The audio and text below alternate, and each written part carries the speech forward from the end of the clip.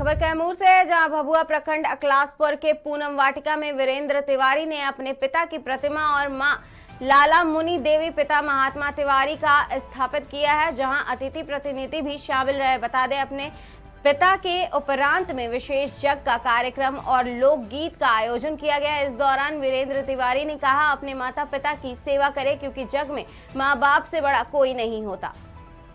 वीरेंद्र तिवारी हमारे पिताजी का मूर्ति का अनावरण और माताजी की मूर्ति का अनावरण हुआ है। चाहते हैं कि सब लोग ऐसा करें, माता पिता का सेवा करें, माता पिता का सम्मान करें, आदर करें।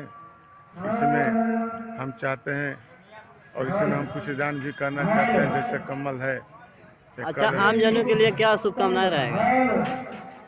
आम जनों के लिए भी शुभकामना रहेगा कि जितने बच्चे हैं आज के, उतने माता पिता का सेवा करें और उनका आशीर्वाद लें, क्योंकि माता और पिता से बढ़कर